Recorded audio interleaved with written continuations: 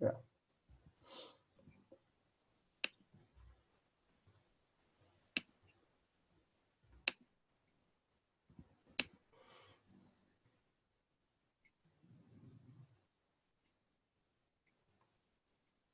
Okay, so while Ritin is doing that,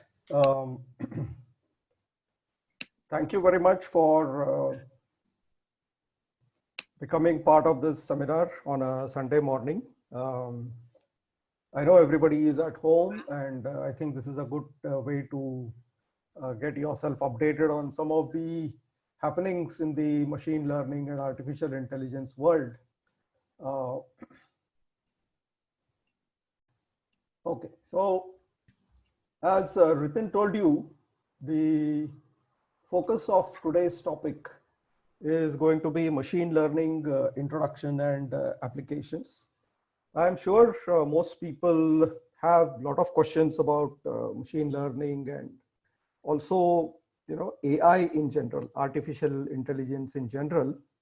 Now, let me at the very outset tell you that machine learning is a part of artificial intelligence. Machine learning is not by itself artificial intelligence, because AI means many more things, right? And although machine learning right now is the face of artificial intelligence. So, why is machine learning so important, and why has it become so popular right now? Well, if you observe, machine learning or artificial intelligence has been periodically becoming popular over the last, I would say, almost 50 to 70 years, because one of the first time artificial intelligence was being talked about was in 1950s, 1950, where in institutions like the MIT, the word got coined, and many approaches and technologies got proposed and created. But since 1950, the subject or field of artificial intelligence has periodically become popular, and then it ceased to become popular. Now, that is basically because while the basic techniques were there, and we will be showing some of these techniques to you, one thing which was lacking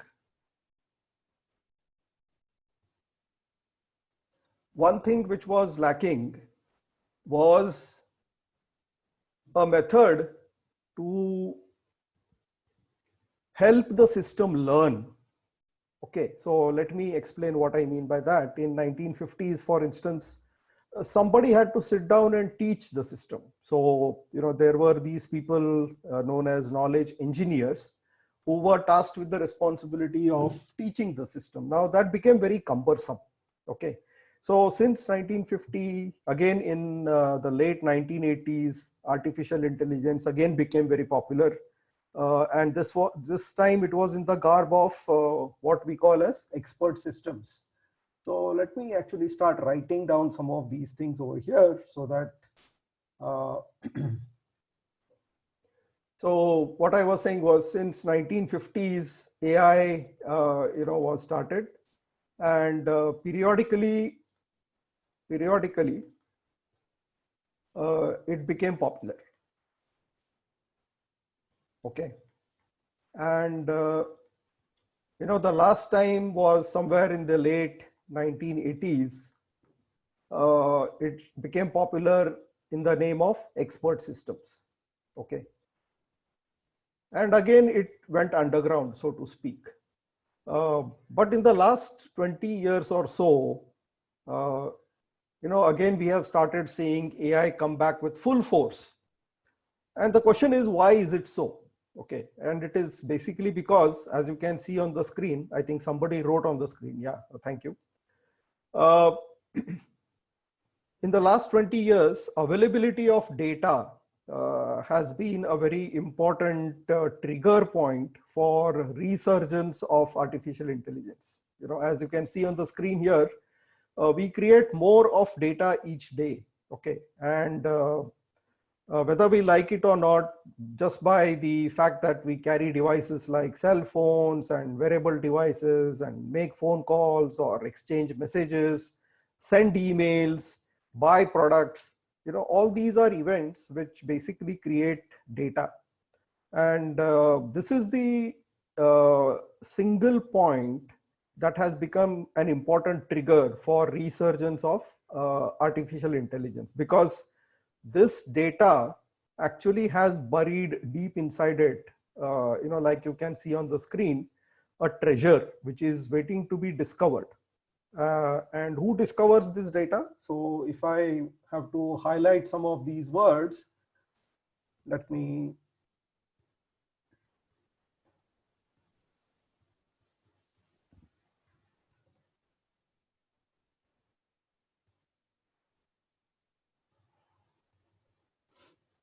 yeah. So if I were to highlight some of these words, data has buried inside it a lot of treasure, okay, which is waiting to be discovered, right?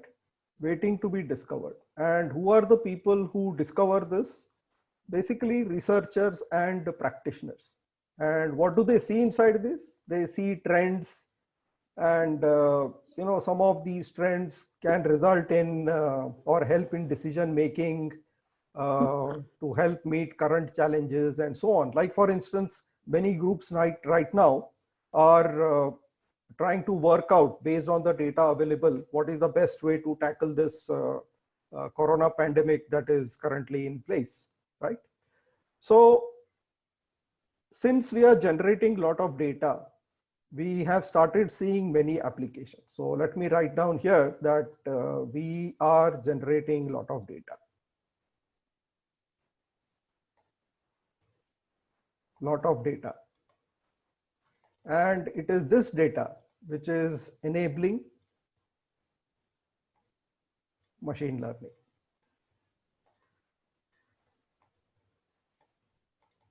Okay. Let me show you some of the applications. So let us talk about some of the applications. And I would like to grade these applications in a particular way. Like for instance, one of the simplest application of machine learning is in, let us say, text processing. Okay, and I will show you an example of how text can be processed advantageously to fulfill certain or give us certain benefits. Okay, then you have, let us say, audio processing. And a good example of audio processing is what you would encounter by way of personal digital assistants. Okay, and example of these are programs like Siri or Google Assistant and so on. Okay, and then you have audio processing. So I will show you an example of, what I meant was video processing. And I will show you an example of how a fake video can be generated using machine learning and artificial intelligence by way of a quick demo. And then, of course, you have the ultimate, which is in terms of, let us say, robotics. And this is where you have to take into account vision, you have to take into account audio, video, everything. And also, advanced decision making. So in a sense, this would represent one step towards true artificial intelligence. The others are all components. Okay. So let me start by first showing you a text processing example where machine learning is involved. Okay. So let me switch my. So this is an e-paper. So since we have access to e-paper these days, I have taken example of e-paper. So this is the yesterday's Times of India, and this is one of the articles from the Times of India. Let us say this particular article. Now, as you can see, this article is pretty long. So what do? I will just copy this particular article. Okay.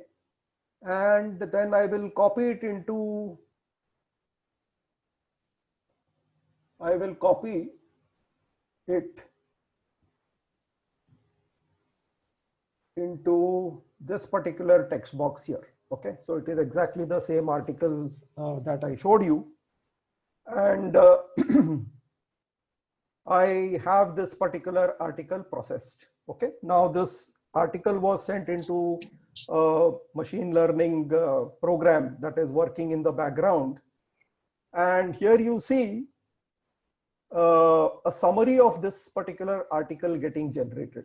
And, you know, I can control the size of the summary of that particular article, right? Now, what I need to emphasize here is that what you see on the left side is the complete article, and what you see on the right side is a summary of the article. And here I am controlling the summary of the size of the summary of the article. Okay. So this is an example of machine learning in action.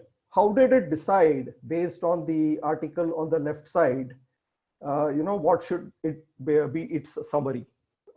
So this is machine learning in action. So based on text processing, where it processes a large amount of text, which is in the teaching while it is, you know, learning mode, it understands which statements are important, which statements are not important. It understands the context of the article, and then it can basically, presented with an article, it can pick up those sentences and words which are really very important from the context of the article point of view. Okay. So if I go back here, this text processing example, how does it work? You have the, I would say you have ML algo, which is working here. And this algo is fed, you know, many articles. And this algo develops an understanding of which words and lines are important. Okay. And now if you take any other article like the one which I inputted to that, so this is a sample text. It is able to apply this knowledge which it has learned and come out with a summary. Okay. So this is how this particular machine learning algorithm, which is at the heart of the system, you know, works. Okay. So there are many techniques which are available for processing text, right? Now, since we all know about Siri and how it functions, and you must have experienced it, I will not go into the audio processing part of it. Let me show you how machine learning can be used for generating, let us say, fake videos. Okay. So just give me a minute. I will just bring up that particular website for you.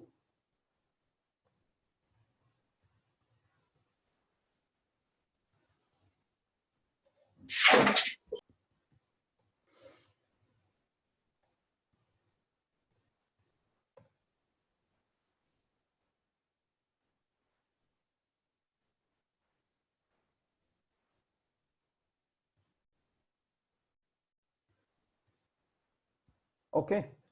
So now I don't know, Gaurav Mishra is requesting remote control of your screen. Now, please don't ask me for control because I won't be able to give it right now. So here we have a video. Now very carefully watch this video. You won't be able to listen to the audio, but let's just take a good look at the video that is being played here. So there is an option which is called share your computer audio. So if you just click on that, so we would be able to listen to the audio that would be playing on your system. Where is that option? There are 3 dots you would be seeing where where you can see all the participants and everything. One second. Yes. Yeah. Share. You have to go to the more option.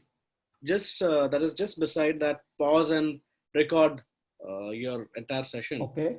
And you will see if you click on more, you will see there are so many options will be coming up. Share computer sound. Okay. Yes. Fine. Yes. Okay. Fine. Yeah. Thanks. Okay. So let me restart this video. We're entering an era in which our enemies can make it look like anyone is saying anything at any point in time, even if they would never say those things. Yes, it's clear. So, Yeah. Okay. for instance, they could have me say things like, I don't know, Killmonger was right, or Ben Carson is in the sunken place, or how about this? Simply, President Trump is a total and complete dipshit. Now, you see, I would never say these things, at least not in a public address, but someone else would. Someone like Jordan Peele. This is a dangerous time. Moving forward, we need to be more vigilant with what we trust from the internet. It's a time when we need to rely on trusted news sources. It may sound basic, but how we move forward in the age of information is going to be the difference between whether we survive or whether we become some kind of... Okay, so I hope you get the idea. So what has happened here is that you have an AI system at work. So you have the machine learning ML system, which was fed with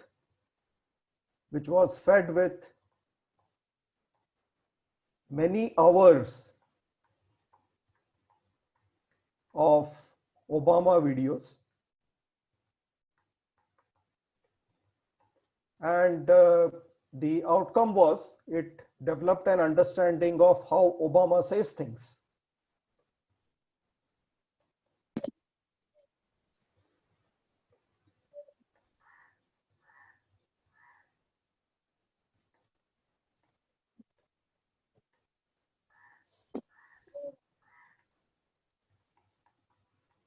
Okay.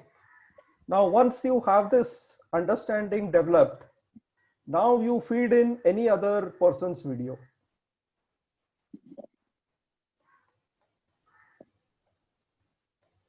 Which is what you saw on the right hand side.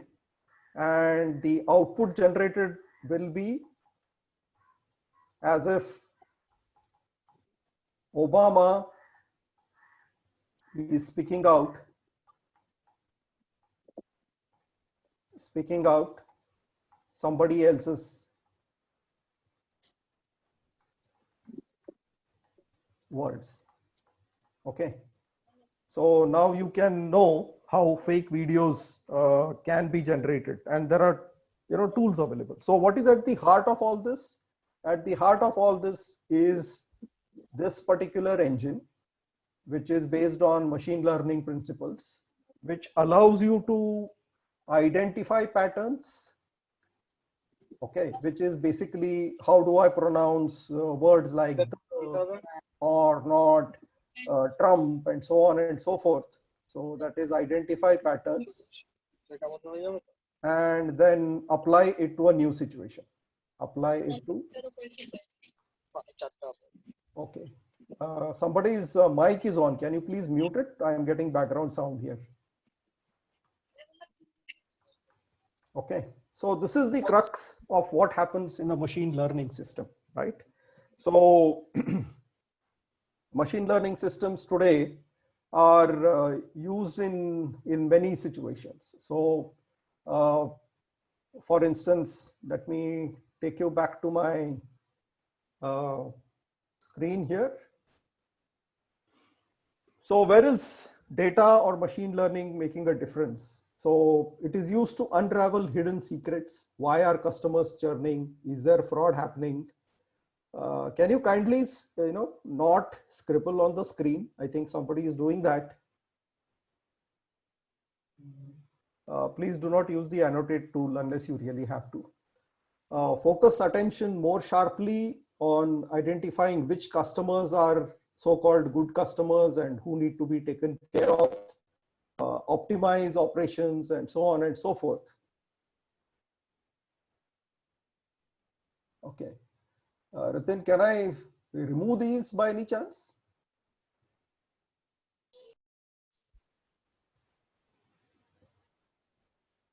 Hello. Hello. Yes, you can remove it. There is an option would be coming up, delete drawings. The pen would appear just above that manage participants. If you click there, it will give you the options where you can write the text and draw some designs. Where there's an option would be coming up mentioning clear drawings.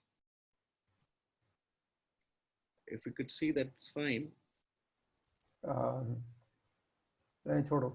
Okay. Is there any way you can do it? I'll try. Yeah. Okay. Fine.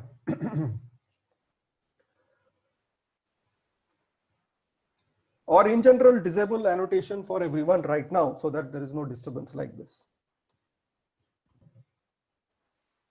Yeah. Okay. So you have applications in e-commerce where data mining or machine learning helps to identify and cluster customers. So who are the customers who need to be taken care of? Those questions are answered by machine learning. Machine learning has applications in security, such as anomaly detection, like for instance, detecting when an ATM fraud is about to happen, or when somebody is trying to transfer illegally amount from one bank account to another. Those situations can be detected and prevented. Okay. So machine learning has applications in security. In manufacturing, improvement or optimization of a lot of processes can be done using machine learning. Okay. Ritin, can you disable annotation for everyone? I figured out, but I cannot, I believe, because you can do that because you have shared your screen. Okay. Or else what you can do, you can stop sharing. Yeah, I'll do that. I will stop sharing and you can. Yeah. Now, if you can start your presentation, it will work, I believe. Okay.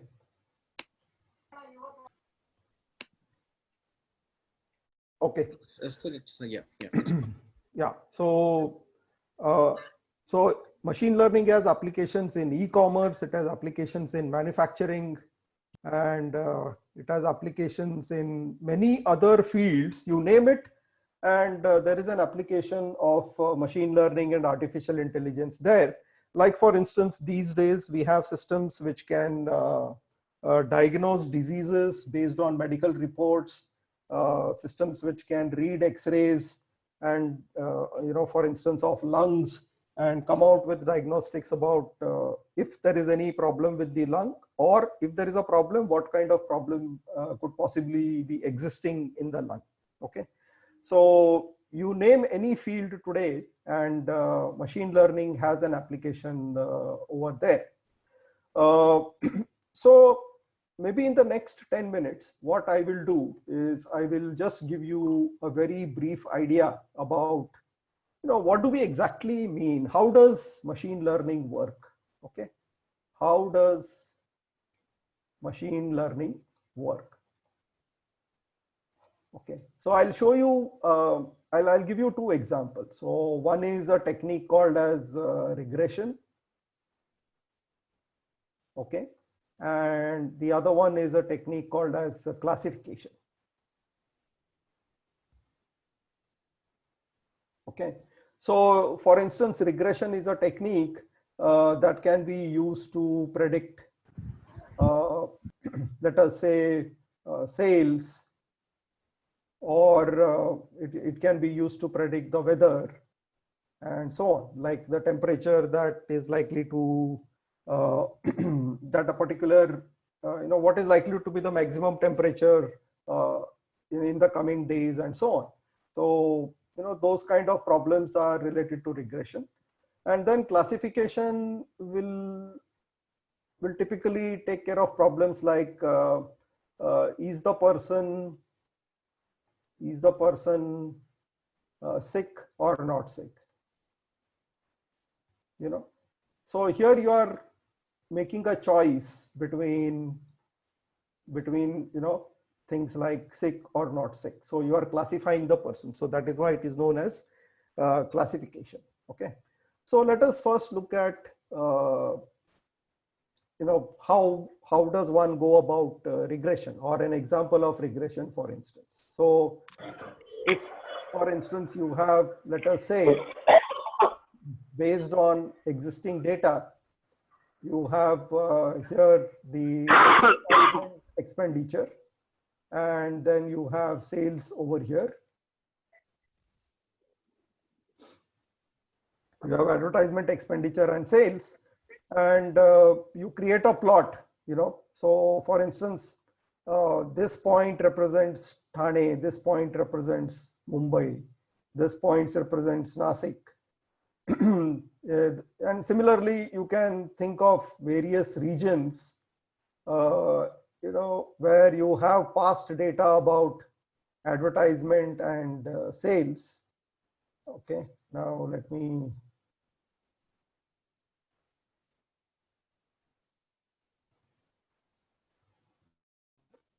Okay, now, so this is the available data. So all points is equal to available data,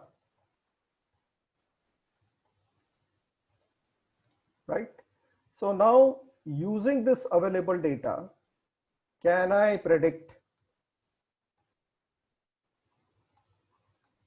the sales given the advertisement expenditure? Okay, this is a question that we want to answer, right? So what we typically do using mathematical techniques, we actually create a line which very closely fits these points. So this is known as the curve of regression. It need not necessarily be a straight line, so that's why I'm saying curve of regression. Okay, and once we have this line, now if I take any advertisement expenditure, okay, I can then predict what is potentially going to be my sales. Okay, right? So if I know this, I'll be able to predict this, right? And how did I get this ability? I got this ability basically because I used all the points to generate this particular line. Okay, so this line is known as the curve of regression, and regression is one of the simplest form of machine learning. So simplest form of machine learning.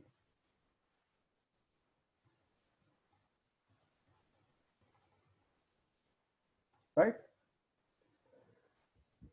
Okay, now let us take the other example. The other example is one of classification over here, right? So now let me give you an example of, let us say we have height here and we have weight here, right? And we have data about the heights and weights of different people. Okay, so let us say my height is something and my weight is something. So using that, I can plot a point over here. So if I do that for multiple people, I'm going to get points which are spread out all like this, right?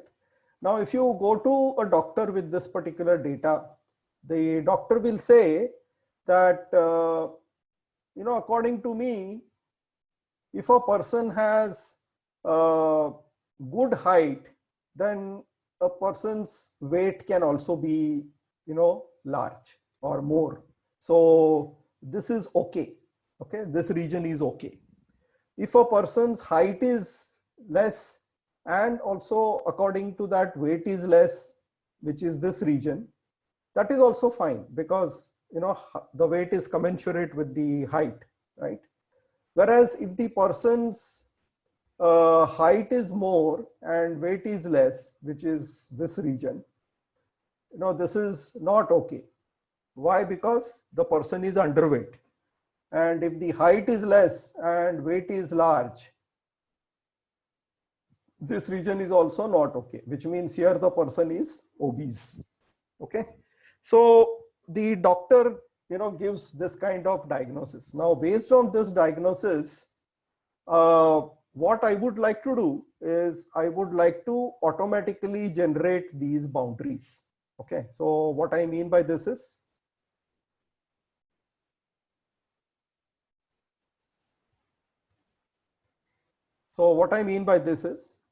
let me remove all of this.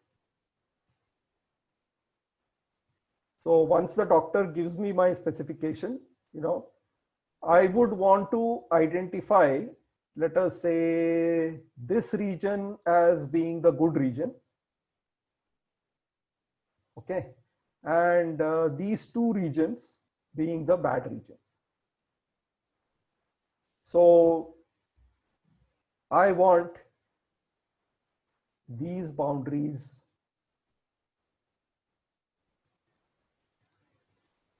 to be automatically identified. And why do I want to do that?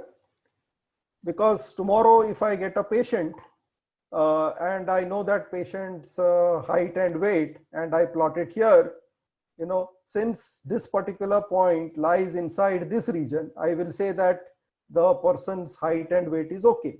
If the person's height and weight lies here in this region, I will say that this is not okay. So the key thing is identification of the boundaries. So let me show you one of the most powerful techniques in machine learning, which is known as a neural network. Okay. And what you see in front of you is an example of a neural network. And, I have the sample points already there in front of you. Now, the neural network actually tries to imitate the way our brain works. Okay. So if I were to draw the diagram here, so, inside our brain, we have similar connections between what we call as neurons. And it is these connections that get developed between the neurons that help us to understand things and solve problems. Okay. So this is what this neural network tries to imitate, right? So just like I gave you the example, we have 4 regions over here, and I would like my neural network to automatically generate the boundaries without me explicitly telling it how to go about generating those boundaries. So I would create a neural network like this, and then I will say run. Okay, so as you can see, this boundary was automatically identified by the neural network, right? So this is one of the fundamental methods by which today machine learning happens by using neural networks. Now, what I would like you to observe is that if I change the data type, the distribution of the data, and run the same neural network, I get different boundaries. Okay, so it's almost like this neural network is alive and it is able to adapt itself to the changing situations, right? So this is a much simpler data set, of course. So you just see that the neural network is able to identify the boundary between the orange dots and the blue dots. So what are these dots? These are nothing but, let us say, examples of X-rays without any problems and X-rays with problem. People who do not have obesity with people who have obesity. people who do not have fever with people who have fever. Okay, so orange dots and blue dots basically represent various classification conditions, and the goal here is to identify the boundary. So I have flexibility here to create more and more complex neural networks, and as I keep on adding more layers, this leads to what is known as a deep learning network. And deep learning networks are something that are very popular at this point in time, because they can solve the problems that of the examples that I showed you of processing text, of processing audio, processing video. They can be used to generate that fake video which I showed you. They can be used to identify fraudulent transactions and so on and so forth. But remember, at the very heart of the neural net of machine learning, of today's state-of-the-art machine learning systems, is what we call as a neural network. Okay, so we have considered two simple or two types of problems that are typically encountered in machine learning, that is regression and classification. Okay, so let me now in the next 2-3 minutes try and help you understand what does it take to understand machine learning, right? So what we need to understand first of all is that machine learning is based on principles of statistics. Okay, so this is one of the foundations, of machine learning. Okay, then you have over and above, or actually by the side of statistics, you have other subjects such as linear algebra. Okay, there are many more, but let me restrict to this. And then on top of this, you have, let us say, I would put a very small thin layer here, which is what I would call as knowledge about one programming language.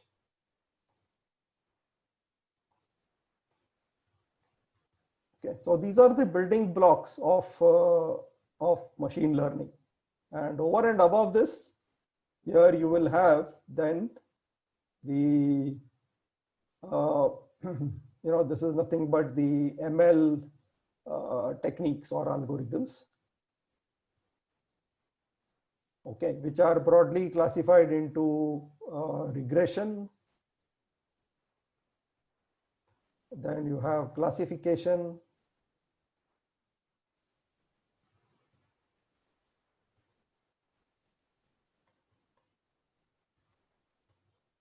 And then you have another technique called as clustering.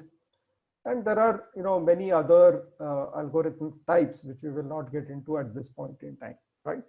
So if you want to be a good machine learning engineer, it is very important that you have these skill sets. You need to understand statistics and linear algebra. You need to be good at programming language, like for instance, popular programming language of choice today is Python. Okay, and then you can start working with the ML algorithms, such as you have regression, you have classification, and you have clustering. Now, each one of these boxes has many subtypes. So for instance, one of the methods by which classification is done is the artificial neural networks that we just saw. One of the methods of regression is what we call as linear regression. Okay, so these are some of the specific techniques that you need to learn as part of your machine learning exercise. So now, who can do this? We've had people with various backgrounds. Okay, we have people with arts background, because remember, as I told you, the applications span across many disciplines. So ML applications span across many disciplines. Okay, so a person with arts background will be able to find applications. A person with commerce background will be able to find applications, and they can also learn machine learning. Person with engineering background, for instance, or person with medicine, and you take any field. Essentially, what I'm trying to say here is that there is scope for people with all of these background to get into understanding machine learning and apply it in their own fields. Okay, and this set of boxes here give you an idea of what is involved in learning ML or the foundations of AI. Okay, so hope this has given you some idea about the various applications of machine learning to begin with. I would just like to summarize by saying that since today data is getting generated left, right, and center, it is very easy to have access to data, and using data one can create ML systems which learn from this available data, and they are able to apply their learning to different situations. And such applications have spawned across discipline. So whether you take e-commerce or banking and finance, healthcare, engineering, various domains of arts, understanding human behavior, psychology, commerce, trade and commerce, building various systems, which is part of engineering, in diagnosis and medicine, you name it, and machine learning has a role to play in those disciplines. And that is why there is scope for people with all of these kinds of background to get into this particular field and understand what is going on, right? Of course, some of the people, like for instance, people who do engineering, naturally have some subjects like programming languages as part of their curriculum, which people from, let us say, arts may not necessarily have. But let me assure you that learning programming is something that is not very difficult at all. And we have had so many students passing through Aegis School of Data Science with arts background, with commerce background. In fact, some of the best projects that we have had completed in Aegis have been done by students with these kind of background. So with that, I will stop here, and I hope you had a good understanding and a good overview of what machine learning involves. So over to you, Ritin. Thank you. Thank you so much, sir, for this wonderful session. And I believe all of you have showed that very overwhelming response, the attendees we have today. And we are, as an institution, taking as an opportunity rather, because as wherein we all are locked down inside our houses. So we are taking as and saying it as like a blessings in disguise, where this is the best time where we can learn and invest in ourselves. And that's why we are keep coming with such sessions, with thought-provoking sessions. And if individuals like you who are looking forward to do a transition, who are looking forward to start their career, that's why we are bringing up the best of the brains, the experts who are building up the organization, developing such systems in front of you. And we'll keep coming with such sessions. And thank you so much, sir, Dr. Kulkarni, for giving such a wonderful session. And I believe certainly you all would have understood the key takeaways like sir has given. And hopefully this will help you in future career progressions. Thank you so much. So I would like to request the individuals who are looking forward to make their career or do a transition into that machine learning or data science or AI vertical, how you can do a transition, how Aegis can be a helping hand for you, and how Aegis and IBM, since we do have the tie-up with IBM as well, and the other thought leaders and the giants globally in the technology, how Aegis and IBM will help you in terms of doing that transition into those most exciting and the most highly remunerating field of data science, AI, machine learning, and deep learning. If any individual would have that inclination to know how to do the transition, how Aegis will help, I would request you to please stay back, because here onwards, I'll be taking you or walking you through with that quick session in which I'll give you a gist about how this Aegis and IBM will help you to start your career, to launch your career in data science and AI with the programs, or how you can go ahead with that. So thank you so much, sir, again for this wonderful session. Thank you so much, sir. Thank you, Ritin. So I will sign off right now. All right. All right. Okay. Bye-bye. Bye-bye. Okay, so let me share my screen for the presentation I'd like to give in front of you. Just give me a moment.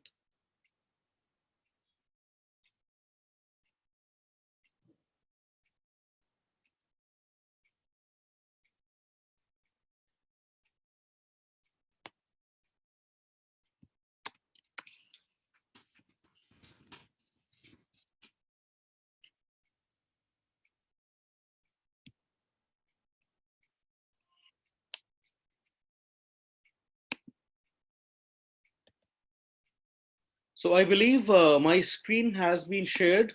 You all can see that screen. Is it visible?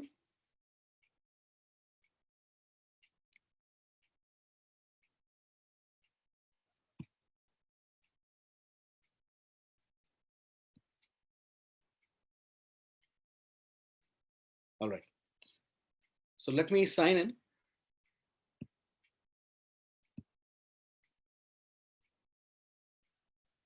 Great. So I believe you guys are active. So I won't eat much of your time. Hardly I'll try to wrap up my session in another 15 or 10 minutes. I know it's Sunday morning, though we are in self-isolation, but I'll try to be crisp and quick and concise.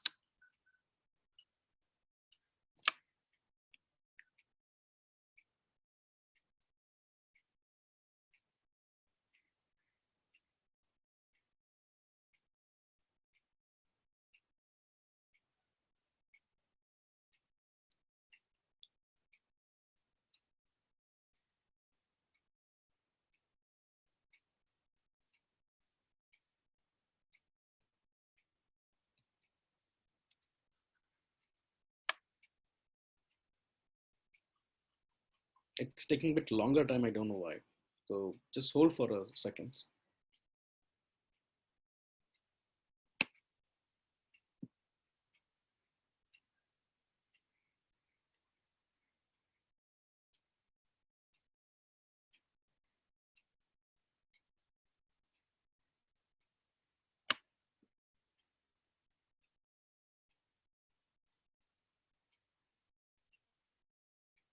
Okay, so from the previous session, meanwhile, the page get opens up. So a quick recap about the session, what we have taken through that was given by Dr. Vinay Kulkarni. So a quick takeaway, like most of, like he has mentioned. So because we have got the responses from the forms through which you have given us the information about yourself, that which background you are coming from. So we have come to know that there are individuals who are already working. Some of you, because it's not possible to take everybody's know-how or the introduction. So I'll give you just about the attendees as well. So all of you know that what sort of attendees we have today under this room. So we have got the response from the individuals who are fresher, who are the PhD holders as well. Some of them are the who have done their master's program. Some of them are coming from the working professional who have got more than 10 years of experience as well, who are working in the different verticals, different domains, and they are looking for to do a transition. They want to equip themselves, upskill themselves in those machine learning, AI, deep learning. They are looking to do a transition. So like the previous session, Dr. Kulkarni had mentioned. So see, machine learning and AI, when we talk about these technologies, like AI, machine learning, we have a myth in the, always comes up. We believe that these machine learning AI is all about coding, which is not. I believe he might have cleared that myth or try to burst that myth. So machine learning and AI and deep learning, it's all about mathematics that he has precisely mentioned through various examples as well. Let me play my presentation. It worked, I believe. Okay, Let me also share my computer sound. If I'll be playing some videos, it will be easier for you to listen. All right. So this is a webinar in which I'll be, as I mentioned, if you guys have that intention to learn further, if you want to upskill yourself, how Aegis and IBM will help. So a warm welcome again for this quick session. Moving on.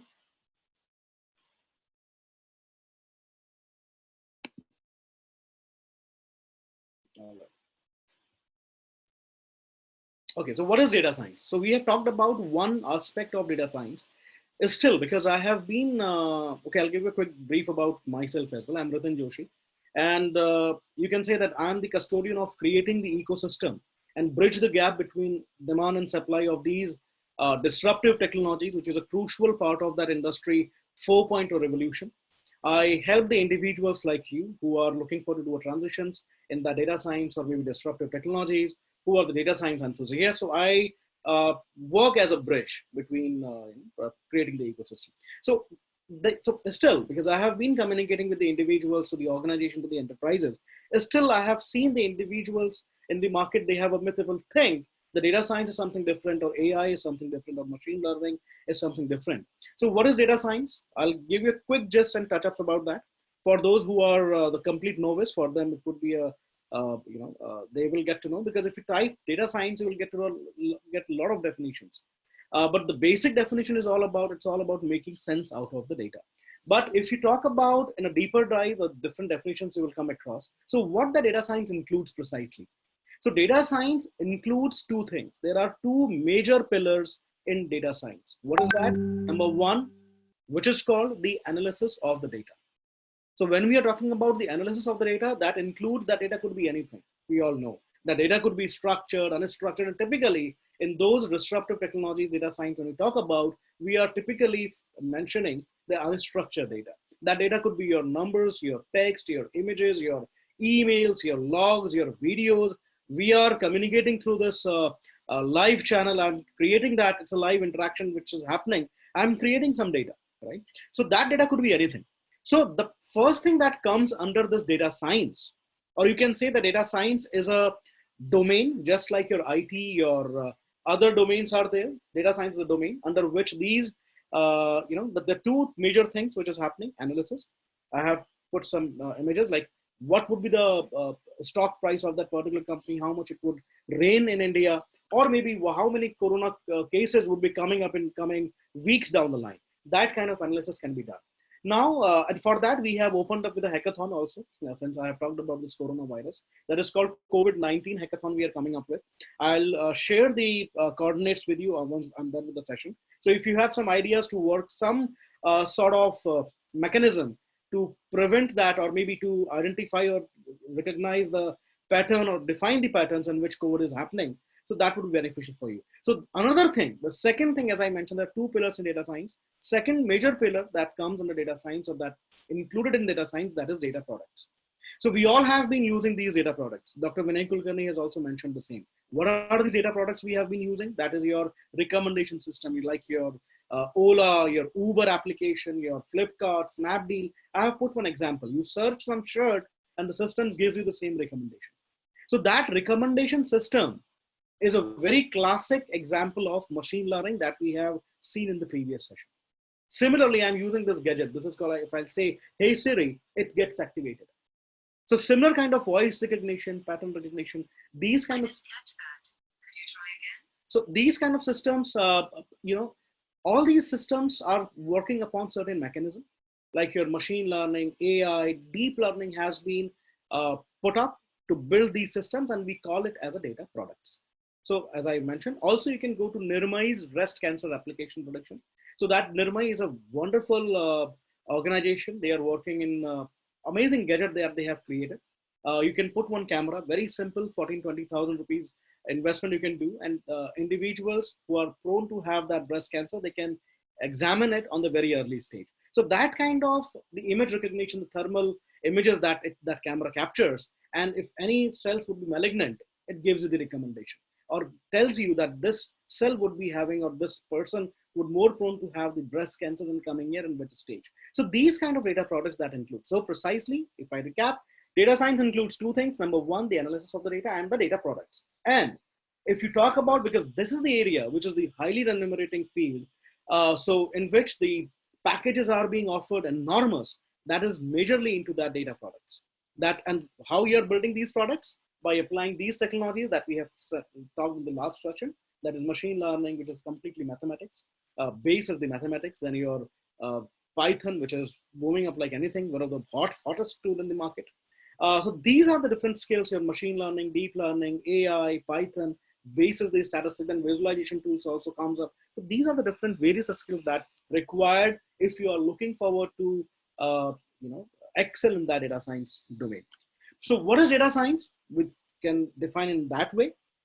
That data science is equals to your traditional analytics. We cannot spare that traditional analytics approaches.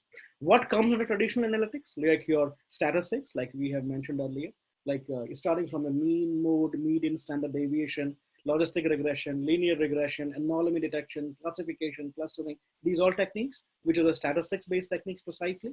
You can put some advanced Excel techniques as well. Some of the analysts, they are using Excel, but in those era, when we are talking about that big data, in which the data we have been dealing with in trillions of quintillion bytes of data, and that data has a different structure, images. So even we cannot do the analysis by using Excel. That's why these technologies have started coming up. Then comes your big data. What is that big data? And also in traditional analytics approaches, you can put the traditional software and the tools knowledge, like your SQL, which is one of the most hottest tool in the market. Still companies, they are always looking forward to grab these individuals who know that SQL, which is a part of RDBMS. Then comes your big data. What is big data? It has been defined, all you know. It has been defined as 4 V's precisely, like your volume, your velocity, your veracity, and variety. That big data has been classified. But if you talk about in data science context, that big data has been defined as the ecosystems. These ecosystems are precisely used to process your data. What comes under that big data? Like your Hadoop, you might have certainly heard about, almost in a decade, 2008, when duck cutting had come up with that Hadoop, that worked. It's a map reduced process. So used for the batch processing precisely. But Hadoop is declining. It has certain limitations. There was a time when Hadoop was very high in demand. Then comes your Spark. Maybe most of you might have heard about Spark, which is Apache Spark. So that is picking up like anything, which is again by Apache. So these are called big data ecosystem. And then comes your AI. You cannot spare AI apart when you talk about data science. What is AI? As we all know, that it's 12 o'clock. AI is all about your artificial intelligence. This is the name given. Right? But it's just a name, because like we humans, we have born with that natural intelligence. But if you are creating a system, if your system means the machine, the laptop, the systems in which you are working, if you are creating these machines, these systems, which are able to think, act, and work like a human, like we all have seen the videos of Sophia, these humanoids. Right? That Sophia, if you type that thing on YouTube, you will get to know that Sophia had been given, citizenship of Saudi Arabia. So these Star Wars kind of characters, these humanoids. I'm using the word humanoid. I'm not even using the robots term for those individuals. So they have started penetrating human, civilization as well. So now these these all systems are because of that AI, because we have, and what is under that AI? So these are the artificial intelligence based systems. It's a name given, it's a technology. The name had been given to these technologies, and how we are building up these systems, the technology are being used, that is machine learning, because machine learning, what we have discussed in the previous session, is a subset of AI. And similarly, deep learning. Deep means more number of layers, in which if you're dealing with the more complex data, like the images, videos, like we have discussed in the previous session, we use machine learning. So deep learning, that deep learning is a subset of machine learning. So it's there is a correlation. So now this graph will give you a clear picture for those who are still, wants to excel their skills, because this is the skills and competency metrics that is used, skills and competency metrics for the data scientists, the real-time data scientists who have been working, who have excelled in those areas. So the base, the nuclei is data science, around which the technologies are evolving, that is machine learning. Base is the statistic that we have learned in the previous session. Your domain knowledge is very much required. If you have been working, you know the in and out of organization, this will certainly help you to understand the data. Then your IT tools and techniques like your R, Python is very much hot in the market.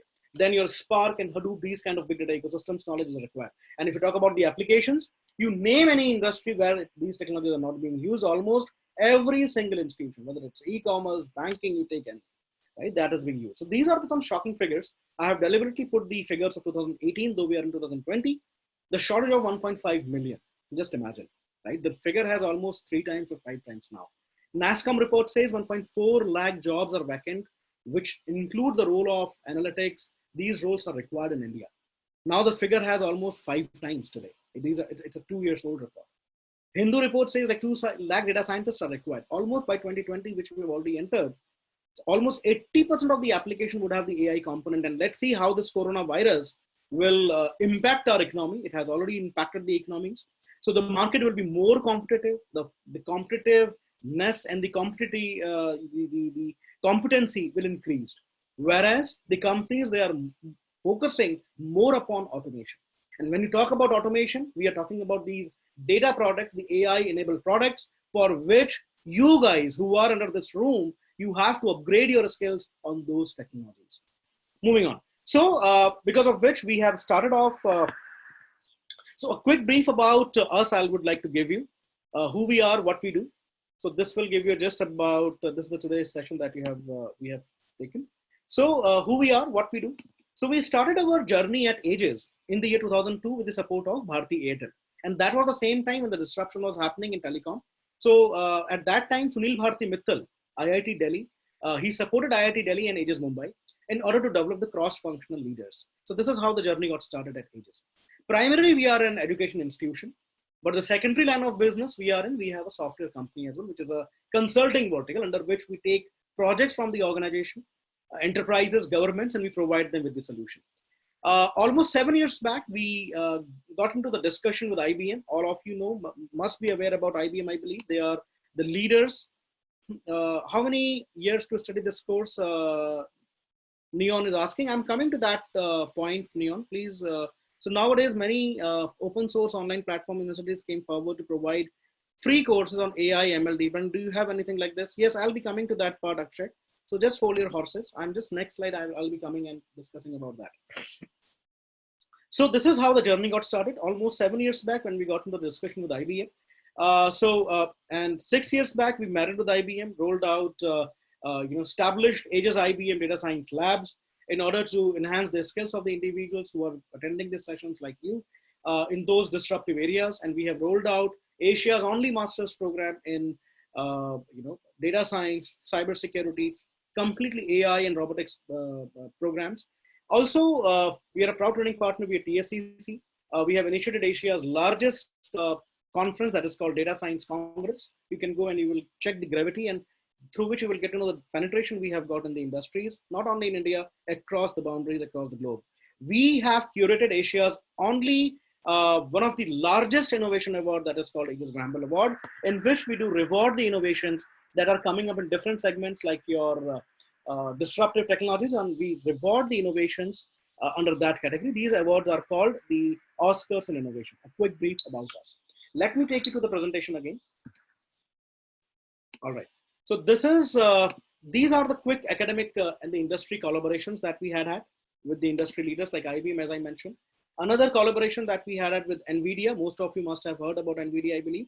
So NVIDIA, they are the leaders in deep learning and AI. So they have become, but NVIDIA, they are known for their graphic cards and GPUs, but over the past few years, NVIDIA, they have become the world's largest leader in deep learning and AI, powering heavily Google and Facebook. They have also come and joined hands with us. UBTech, maybe most of you might have heard or not. So UBTech, it's one of the largest leader in robotics and computer vision. They have also come and joined hands with us. With UBTech, we are creating some smart solutions and the applications just like your voice recognition, facial recognition system. This is what we are coming up.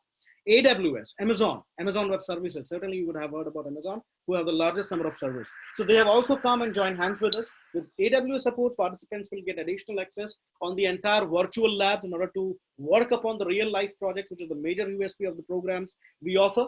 And also there are certain courses which is free of cost, participants they can avail. All right. So And these are the different programs that I have talked about. We have rolled out with IBM. The first program we offer, that is the postgraduate program in data science, business analytics, and big data. This is a holistic applied data science program we offer with IBM. There are other programs also, which is into cybersecurity and completely applied AI we also offer. Already covered these points.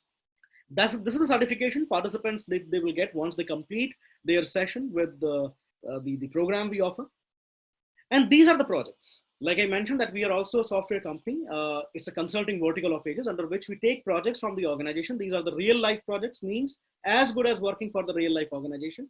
So participants who join the program that I talked about just a few slides back, so participants, they will get to work upon these real life projects. And these are the game changer, right? Because when you go out, like somebody would have asked me, Akshay, I have asked me, there are so many, the shops which are, rather than I would say the shops, which are coming and offering some free courses, some online courses. But believe me, these online courses are, see, certification at the end is just a piece of paper. If you guys are looking forward to do a transition, companies will gauge you and grill you on two aspects. What is that? Your technical know-how and your conceptual knowledge. And how you will build your technical know-how if you have indulged yourself in those real life projects, right? Because certification is just a piece of paper at the end of the day, right? It is, though it's a badge what you have earned, or maybe a feather in your cap, but you will be gauged, because if you go and check, I'll give you that task, because since we are all kept in our home, if you go and check the jobs in data science and jobs in machine learning, you will see the companies that precisely do mention experience of 2 to 3 years. From where you will get the experience if you're not working in that area? And why the companies they have put the experience? Because companies, they are not going to train you on these technologies. Most of you might have been picked up after doing your graduation and post-graduation by the companies. You remember that companies, they have put you under induction or a training. But here, the approach is upside down. Companies, they need somebody who is a go-getter, who can put value addition on the table starting from day one. From where you will get that? These are the projects that you can see on your left side of the screen. Some of the projects I have put it across. So these are the projects which we have implemented. And these are the real life projects. Few of them, I'll just show you, like job recommender system we have done. So this is what we are doing with UNDP, United Nations, in which we are helping the government of India, where the government of India, they should invest. And depending upon your skills, right, so that the employability would be increased. For the leading telecom players in India, we have done churn prediction and call drop analysis. For the leading financial institutions in India, we have done the facial, fraud detection analytics project based out of the facial recognition in loan and credit card segment. Kojo project, this is a part of the CSR. It's our very own project. If you find somebody begging on the street, click the photograph, upload it to the network system. The whole NGOs, the police station, the cyber cell, they are connected, and the person will be behind the bars. The child will be captivated, and their parents will get the pop-up because it will capture the location as well. So these kind of projects, and there are many other. So once the participants, they get to work upon these projects, they are getting their hands dirty with the technology which is required, right?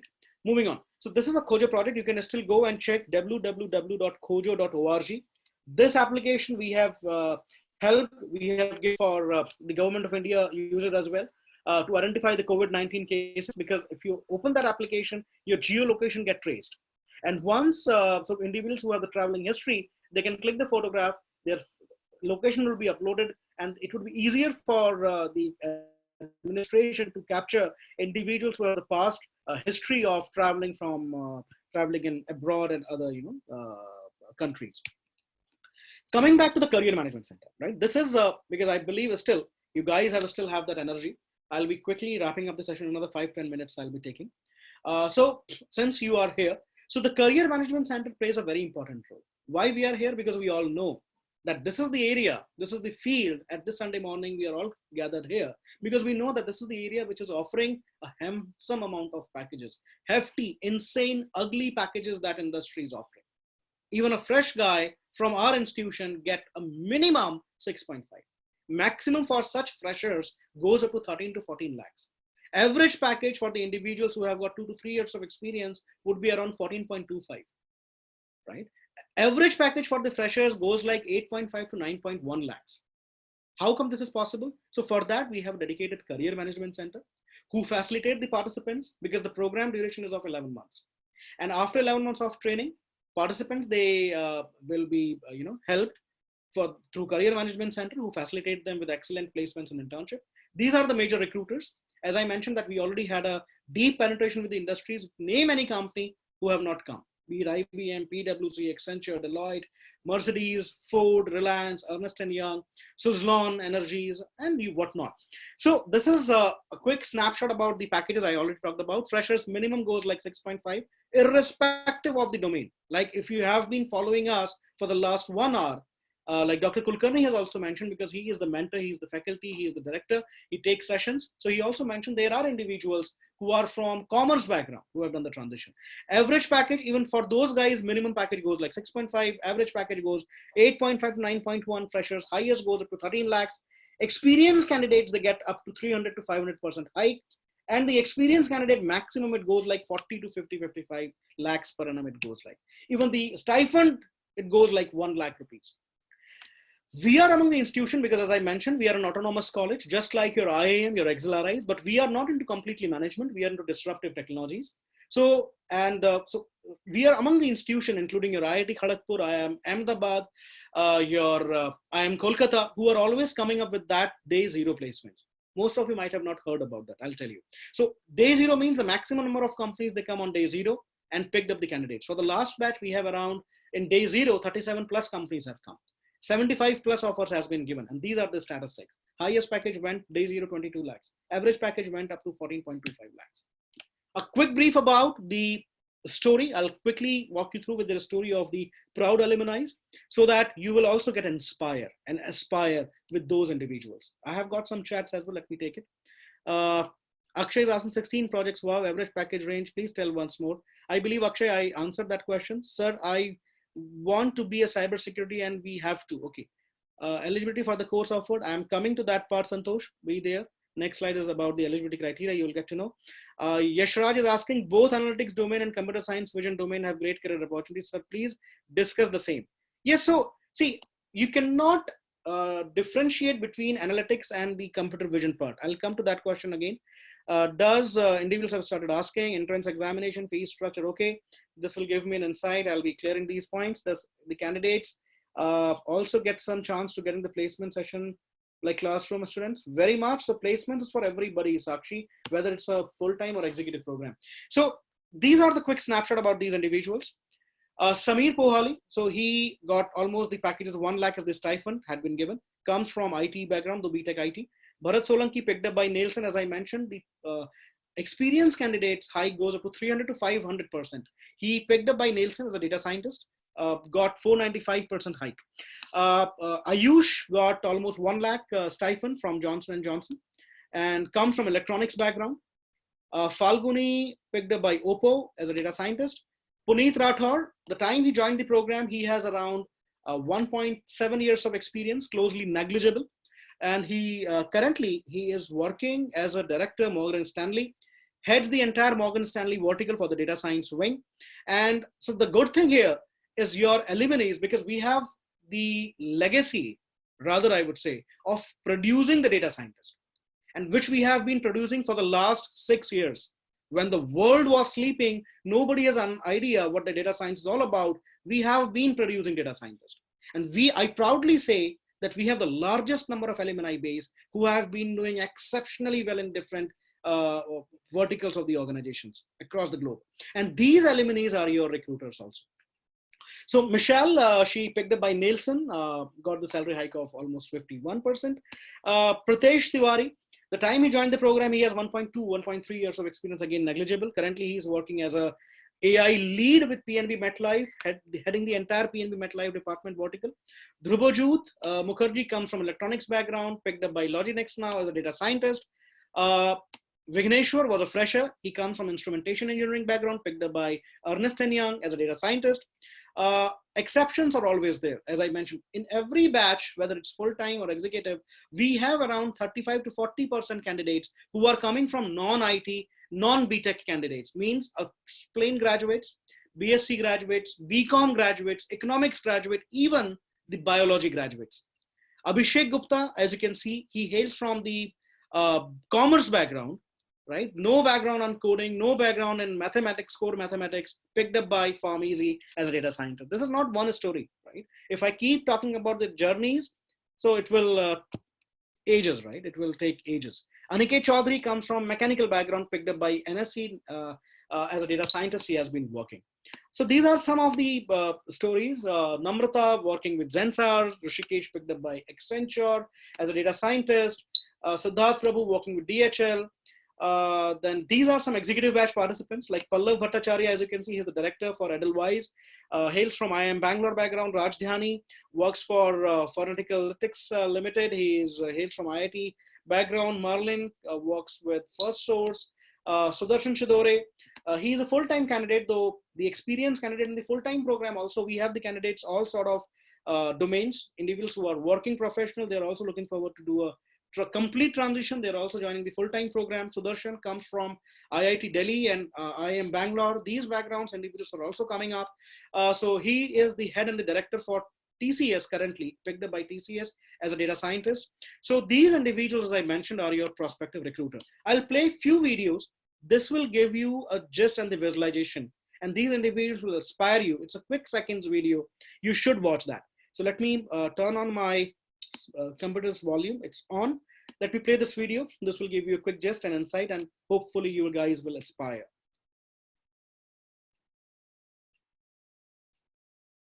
Hello, my name is Ayush Kumar Singh. I'm an electronics engineer and I have a previous experience in complete IT support. I was an IT support analyst.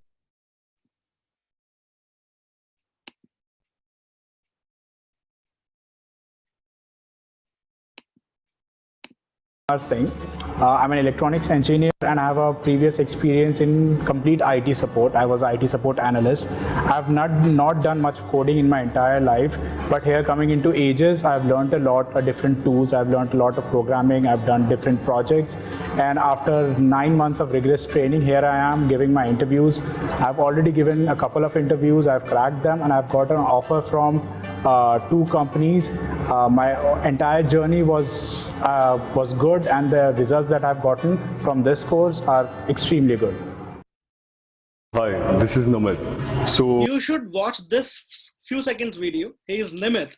So not only the BCom graduates, not only the graduates from different backgrounds, even the individuals, the graduates who are coming from biology background, mark my words, guys, bio background, who are doing a successful transition. Just watch that video. I started my journey at Aegis School of Business 9 months ago.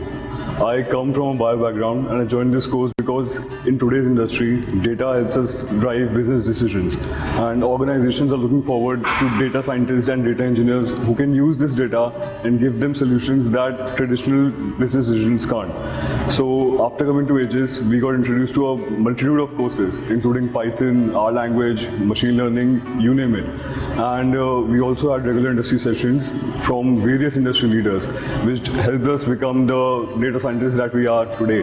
And yesterday I got placed in Unifor, and I would like to thank the Aegis team. This is how the quick journey, and there are a lot of, because every story, as I mentioned, is a success story. You can subscribe to our channel that is called Aegis TV, and you will get such, success stories from the individuals who are the flag bearers and of Aegis. All right, so coming to the delivery model, because most of you might have asked that question, what sort of delivery models are there, how to go ahead, how to apply, the fee part you guys are asking. So full-time program, we are starting from 21st August 2020 in Mumbai and Bangalore, for which the applications are open. For the first phase, applications are open till 10th of this month.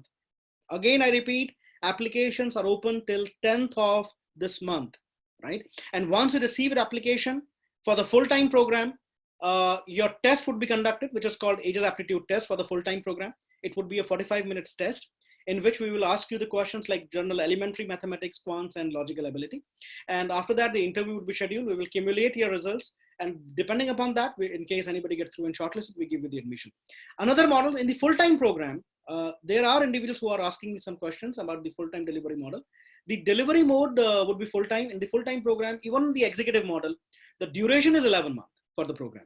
It's a complete 11-month program in which the classes will be held for the full-time program. It's minimum 5 days a week. full day, 10 to 5, 10 to 6. Whereas the weekend executive models, as the name suggests, this is for those who are working, right? Even 1 year of minimum experience is required.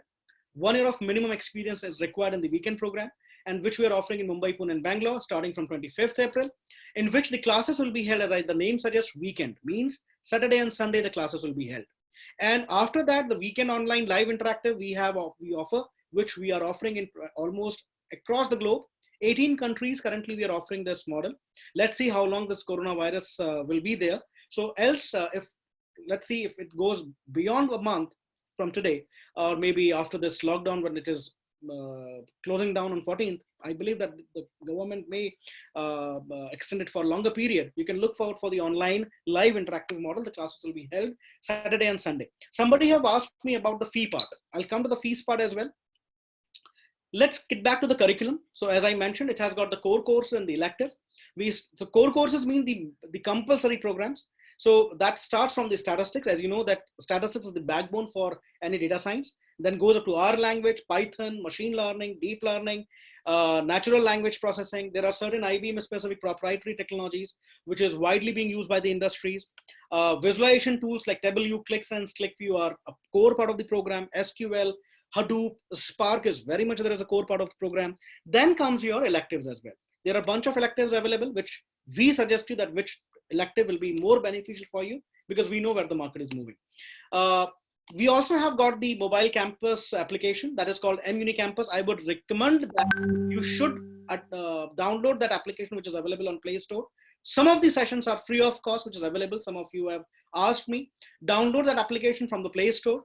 And this is how whatever lecture we deliver, we record and upload these sessions to our learning management system. This will give you, so you will not miss out the session. Also, you can revive that session any point of time. You can see the schedule and everything can be done. So this is how the overview of the application looks like, and this is how the videos and the sessions looks like that would be recorded. Faculties and mentors, one of the faculty you have just interacted with him, Dr. Vinay Kulkarni. Similar individuals we have got on board who will be doing the hand holding. Dr. Samshuddin Ladda, he again comes from IIT Bombay and Monash University, did his PhD. Dr. Sugata Mukherjee, and Dr. Samshuddin takes care of the machine learning. Dr. Sugata Mukherjee, he heads the entire Watson vertical at IBM, comes from Northeastern University, takes care of virtualization part. Bhavik Gandhi we have on board, comes from University of Florida. So he is the head of analytics and the director at Shadi.com, takes care of machine learning part at Aegis. Dr. Abhijit Gangopadhyay, he is the dean of Aegis, takes care of critical thinking and HR analytics. He is also the founding dean and director for two prestigious institutions in India, that is IIS, your Tata Institute of Social Science, TIS, and IIM Indore. So there are other individuals. You will get to know more information. Take the snapshot. I would recommend and request you take the snapshot of this screen and go to the program page. You will get to know the more information about it. Background, as I've already talked about, participants are coming from, as you have seen, I walked their journey to you guys. So they are coming from almost every background you think of. 40% intake in every batch. We have the candidates who are coming from different backgrounds, who are not from BTech graduates, who are coming from, commerce background, economics background, bio background.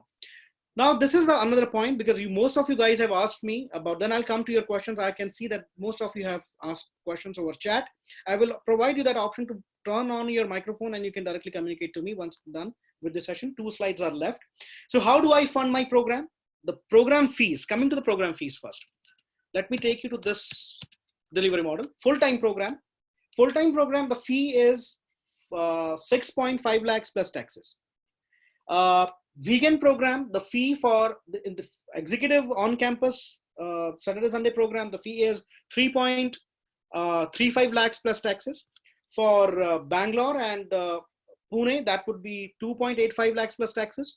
For weekend live interactive, the fee is 2.35 lakhs plus taxes. So this is the fee. Now, how do you fund your program? Coming to that part, financial aid, right? So depending upon your scores, if you have a tremendous academic records in 10th, 12th and graduation, that financial aid goes from 10% to 100%. That is the absolutely complete fee waiver that we give. If you have appeared for any examination like CAT, MAT, GRE, certainly we consider these applications, and that is absolutely based upon your performance in the interview as well. This is one option. Loans. Almost every single bank, they provide the education loan to the individual. to whom we have the tie-up. So that loan can be disbursed, which is a 0% interest rate available, no cost EMI kind of loans are also options available. And we provide the participants flexibility of paying their fee in 5 installments. Also, another exciting thing we are coming up, you can go to and check AGBA National Talent Hunt. So that option is also available. Individuals who want to make their career in those disruptive technologies like AI, data science, they can apply for AGBA National Talent Hunt scholarship, through which we are also giving the support to the shortlisted candidates to study this program free of cost, 100% scholarship. This is the quick glimpse of the past AGBA phase 1. Phase 2 applications are open. So now quick recap about the program. Commencement date for this is the full-time program starting from 21st August, 11-month program, after which the internship and placements would be offered. Entire program is of 45 credit unit. Here we follow the Northern American credit structure-based system. Any program, maybe you're not aware about it, I will tell you. Any program above the 36 credit unit Northern American credit structure is considered as a master's program. So if you guys have that intention to go for higher studies, if you're looking forward to make your career in those double MS, if you are looking forward to or PhD, you can very much go and opt that option. In the full-time program, classes will be held minimum 5 days a week. This is the executive model. Executive one on campus, Saturday, Sunday. Classes will be held on Saturday and Sunday. Duration is the same. Placement, somebody would have asked me whether the placements are for executive. Yes, very much. Placements is for everybody. We provide the assistance. It's again 45 credit structure system. Saturday, Sunday, the classes will be held. And the online live interactive, in which the classes will be held the way we have done today's session. Similar way, you will not have a feel that you are sitting and not in the system. But that kind of technology leadership we have, this is how the online live interactive session would be commenced. Now the admission process goes like online application. Once we receive your application, an interview would be scheduled. In case you get through and shortlisted, we give the admission offer. An aptitude test would be conducted for the full-time program. Take that snapshot. Again, I request guys, take the snapshot of this screen and do not scribble up over the screen, right? So it would be not visible to other individuals. So maintain some decorum. Admission process, you have to, thank you so much who have done that. So admission process, you have to go to that aegis.edu.in, or you can go to www.muniversity.mobi/aegis. And once you enter into that website, you will see the different programs will come up, apply from these portals. So this is how. Any questions? I'm open for the questions. Let me take the questions we have asked in the chat. And meanwhile, I'll be putting you, also, this is a quick takeaway for you guys. Subscribe yourself at datasciencegyan.com, because we keep coming with the sessions today we have done. So we'll be keep coming with such sessions that will be thought-provoking, and that will be absolutely free of cost, interactive sessions in which you can ask the questions to the experts delivering the session. All right, so also you should download these white papers we have published with Deloitte. Take the screenshot, right? I'm giving it that time, few seconds. Take the snapshot of this screen that we have done with the Deloitte and the V-phrase. So how data science is transforming the future, the businesses. You will get into more information on that. Do join the meetups and conferences, though you can see the social gathering, but now we are maintaining and following the social distancing. So because we have this platform where we are conducting session like today we have done, with the full around more than 60 plus, I believe. So this is kind of gathering we'll be having. Do subscribe to our channel at YouTube also. Subscribe ourselves at Facebook page and datasciencegyan.com. You will be keep updating with such sessions like today we have done, informative sessions. So this is the best time, as we have mentioned, in which we can invest in ourselves and learn new technologies. This is my coordinate. I'm Ratan Joshi. I'll come to that part in the questions. I'll be taking questions from the chats as well. I'm Ratan. You can write to me. That is ratan.j@aegis.edu.in. This is my direct number, 9022137010. Also, my teammates number is also there. And I believe my teammates are available. Yashashri and Manish is also there. You can jot down these coordinates as well. And if you have any questions, we would love to answer these questions. Now, let me quickly jump over the chats. Most of you have asked the questions. Okay. All right. So let me take the questions from Akshay. Nowadays, many open source online platforms and universities came forward to provide free courses on AI, ML. Do you have anything like this? So see, free courses is good. This will just give you the overview. I believe I answered that question. There are so many portals, like I'll tell you. Udemy, Coursera, edX. There are so many portals who are providing free courses, but free courses are just like watching YouTube videos. As I mentioned, companies, the kind of disruption, the kind of remuneration in which companies have picked up the individuals we have seen, that would be typically given to the IITs, right? So that, but we have seen here, the individuals who are coming from commerce background have been picked up by the organization with the package of 13 to 14 lakhs. So that kind of disruption, why the hell companies are offering that? Because companies are gauging you. Again, I repeat my words that I've mentioned. Companies are grilling you on two aspects. Remember, two aspects. Number one, your technical know-how and your conceptual knowledge. And that both can only be achieved when you are devoting and working upon the real life project, right? I believe I answered your question, and I'll tell you, the program we offer, there are almost 95% candidates, 90 to 95% candidates who are coming to us, joining the program, who have done the program from these online course provider. I will not name them, but yes. How many years to study this course? I believe I answered that question. Yashraj is asking, both analytics domain and computer vision domain have great career opportunities. Please discuss on the same. Yashraj, I believe you are following us still. So you're very much rightly said. Analytics domain and computer vision both have the same opportunities. This is depending upon your domain and your interest in which you are looking forward to enhance your career. But also, I would like to tell you, even the analytics profile, the analysts who are working, they have to upskill themselves because things are moving towards the automation. Only analytics will not bring you the bread and butter, believe me. So you have to upgrade your skills in those new era technologies. That includes your Python. You can take a small baby steps for learning these technologies, but the prominent languages like Python, your technologies like machine learning, that is required. Akshay is asking 16 projects. Wow, average packages. So that these are not only 16 projects. I have given you some projects overview. It goes more than hundreds of projects. Average packages range, please tell me. Okay, I've already mentioned that. Sir, I want to be a cybersecurity. Okay, Aditi, if you are still there, this evening at 7 o'clock, we are conducting the webinar on cybersecurity as well. I would recommend you should come and join that session. You can jot down my number. We will send across, just ping us hi over WhatsApp, and we will send across you the details about that webinar. Hopefully that will be helpful for you. Eligibility for the course, Santosh is asking. So eligibility criteria is very simple. Individuals, they have to have the graduation degree completed in any discipline. Sakshi is asking, does online candidates also get the same chance of the placements? Very much. I already discussed that. Fee structure, I have already discussed that. The FIGHT entrance exam, FIGHT, I could not get that, Aditi, but yes, entrance examination for the full-time program. In the executive, there is no examination. Only interviews would be there. That would be online, live, interactive. Do you offer internship? Akshay is asking. Yes, Akshay, I believe I have given you the entire brief about the stories that I've talked about. Internship offer, yes. What are the steps should be taken by a core engineer? Okay, good question. What are the Galaxy 830? I don't know your name. You can, and also guys, please turn your microphone on if you would have any questions. Would love to hear from you. So else it would be making me feel like I'm talking to the dummies. So do communicate to me. Let's make it more interactive so that other individuals will also come up and speak up, and the questions, if you would have, ask me the questions if you would have any. So let me read that question that would be asked from Galaxy. What are the steps should be taken by a core engineer aspirant to get into data science, sir? What must an individual to become a data science analyst? Okay, so Galaxy 830, I certainly believe this is not your name. So I believe the very good question. What are these steps?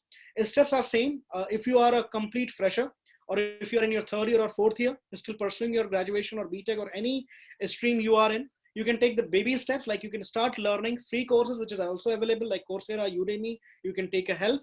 And if you're completely looking forward to do a transition, you should join the programs like I have mentioned with you, like which is a master's program we offer, because these programs will lay down the foundation that will certainly help you to grow as a leader. Because again, I repeat, right? The companies, they are gauge you, they will be picking you up, they will hire you on these two parameters, your conceptual knowledge and your technical know-how, that you will only get if you have worked upon any projects, if you have something to showcase.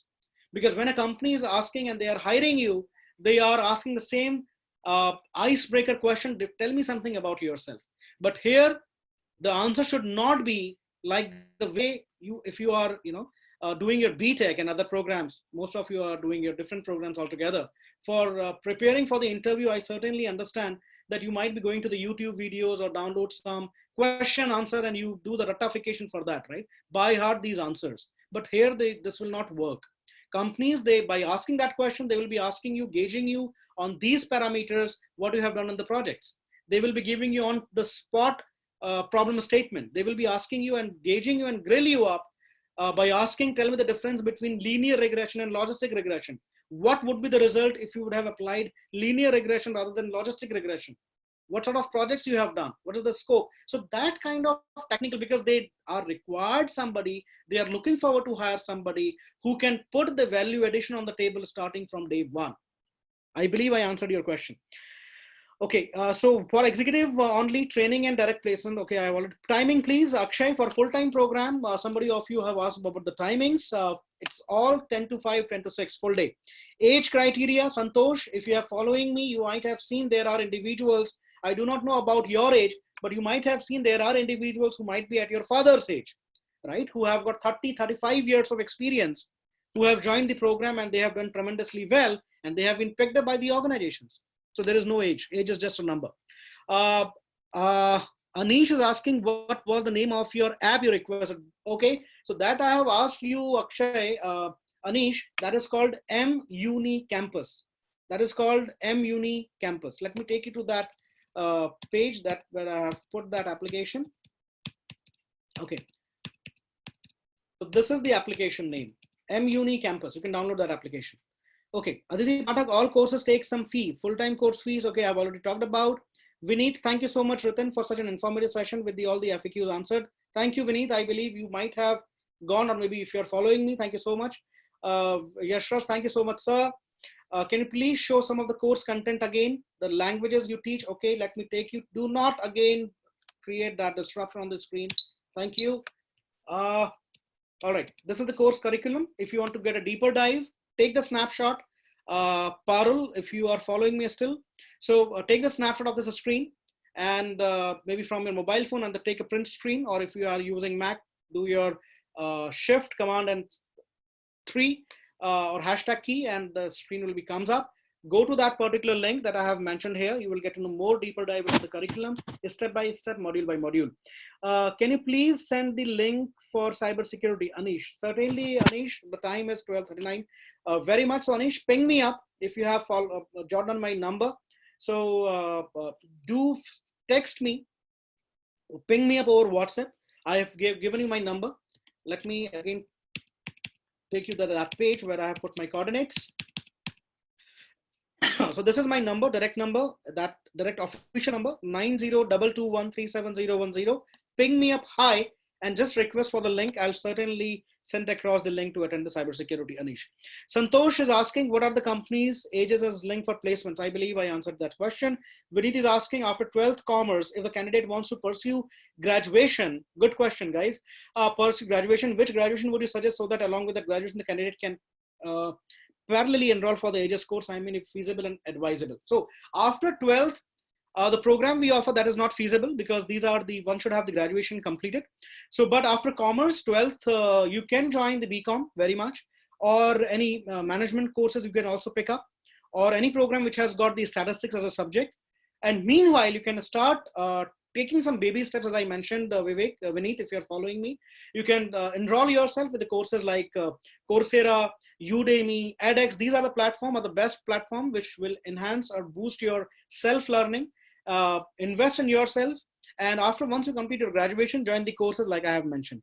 Geeta installed, good. Trilok is asked, okay, Trilok, what's your name? Mohanty, I believe. I do not know much about programming language because I belong to electrical, so I hope I can start from beginning Indian Institute. Very much, Mohanty. Trilokesh, you can very much join the program. And as I mentioned, so since you are coming from that BTech background, so you have studied mathematics. If you have been following me since beginning, that I have talked almost every single individual that we are taking, see, because in our batch in the full-time program and the executive, we have all sort of candidates who are coming from different verticals from different industries.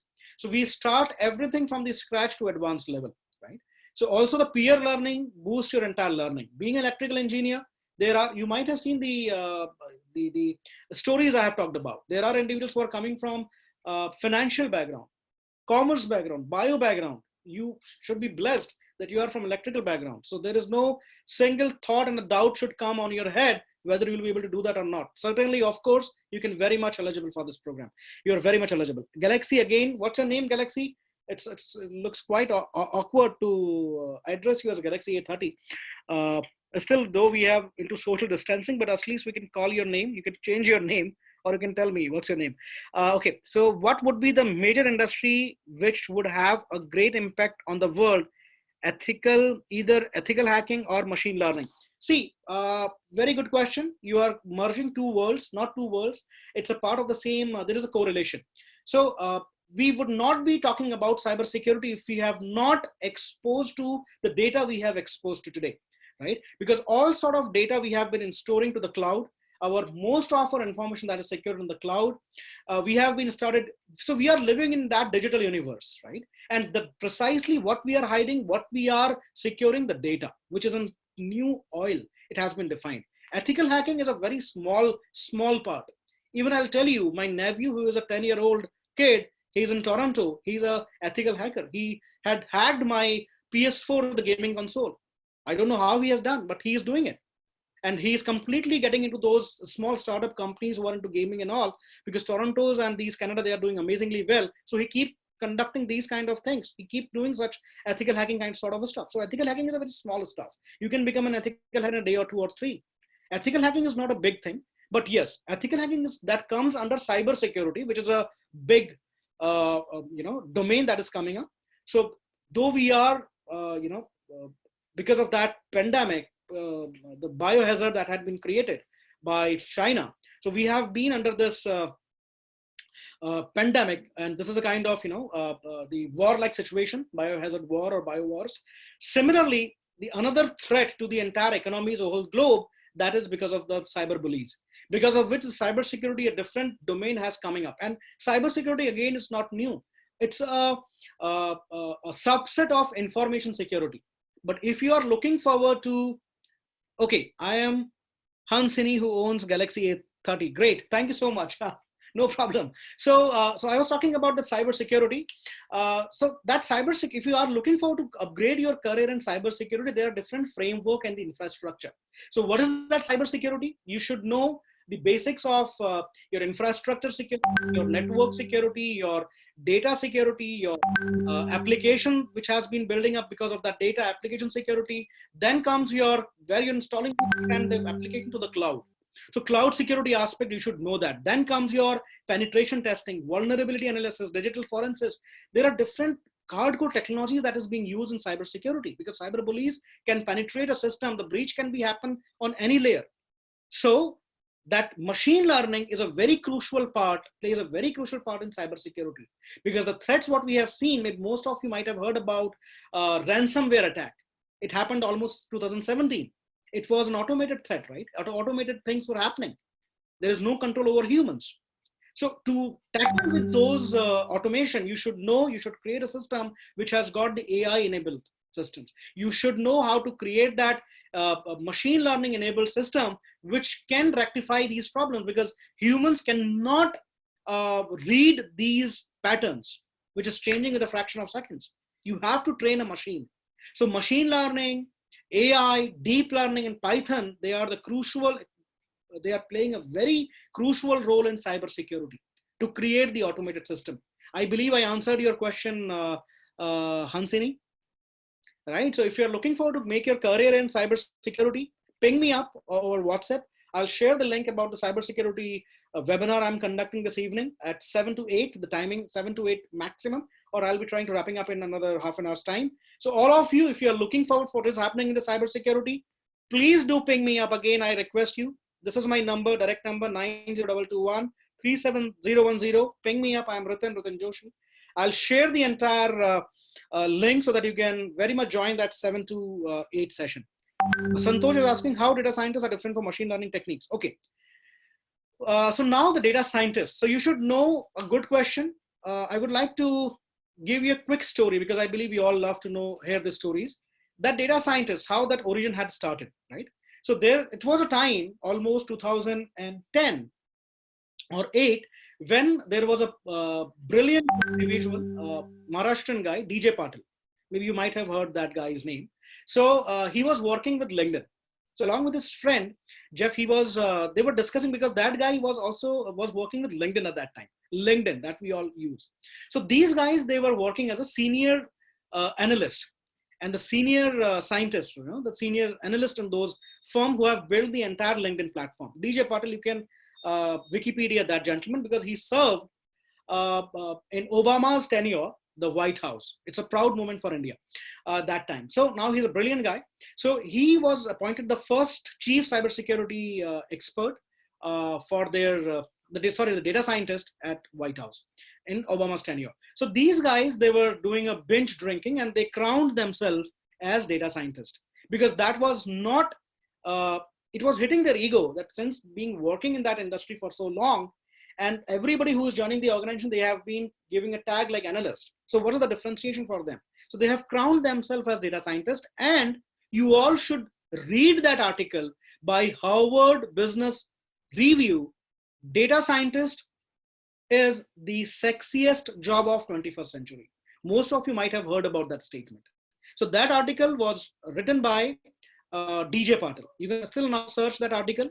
Jot down my points, what I'm talking. Data scientist is the sexiest job of 21st century. So the statement itself is very hot. So that is spread up like a wildfire.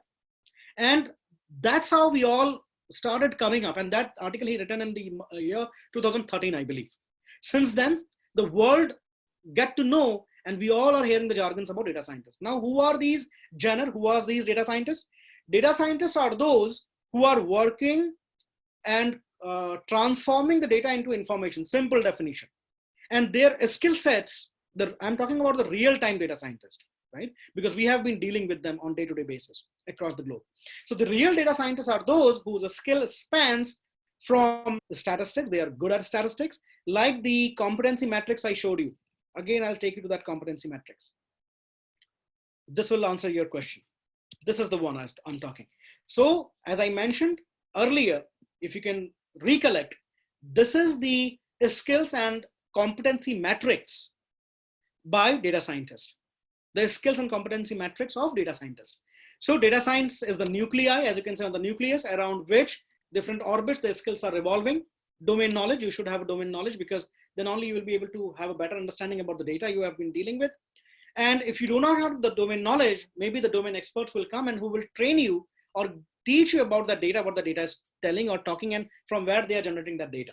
So study, you have to do your self-study as well if you are joining a new domain. Then the skill sets like machine learning, AI, and deep learning, these are the acquired skills that you have to upgrade yourself. Base, as we have already shown in the previous session, it's all about statistics, mathematics, and probability. It's all about your IT tools that you have to learn, you should know, like R, Python, and machine learning. Traditional software knowledge you should know, like SQL, your statistics-based techniques, and the traditional researches as well, right? So this is what data scientists are, who have been working in different organizations, and the basic work, what they are doing, transforming data into insights. And the machine learning, so machine learning is a skill, is a technique that revolve around that nuclei, which is called data science. I believe, Santosh, I answered your question. So data scientists are those who are working along with these technologies. So data science, that's why I showed you in the beginning, data science is all about this. This is what data science is all about. Data science is all about your traditional analytics, your big data, and your AI. And AI is comprises of your machine learning and deep learning, because that deep learning, machine learning is a subset of artificial intelligence, and AI is, deep learning is a subset of machine learning. This is how it goes. Anybody would have any question? I would love, okay, there are individuals who I have to admit, okay. All right. Anybody would have any question? You can use your mic if you would have any. I would love to answer your question if you would have any questions.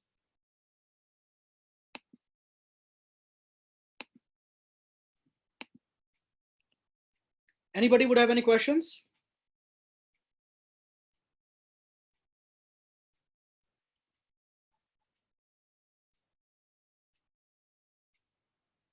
You can type your question over chat as well.